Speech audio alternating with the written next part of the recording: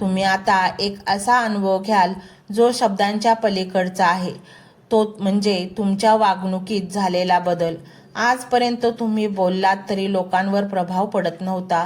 लोक तुमचे ऐकून दुर्लक्ष करत होते, पण स्वामी तुमच्या जिभेवर साक्षात सरस्वती होऊन बसणार आहेत.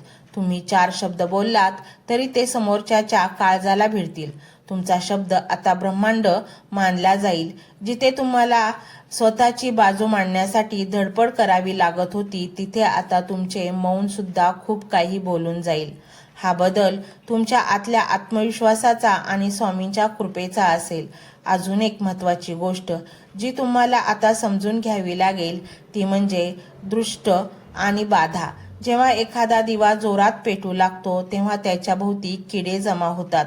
आता तुमची प्रगती सुरू होताच काही जळणारी लोक तसंच काही वाईट नजर तुमच्यावर पडू शकते, पण घाबरू नका. स्वामींनी तुमच्या भोवती आता वज्र कवच उभारलं आहे.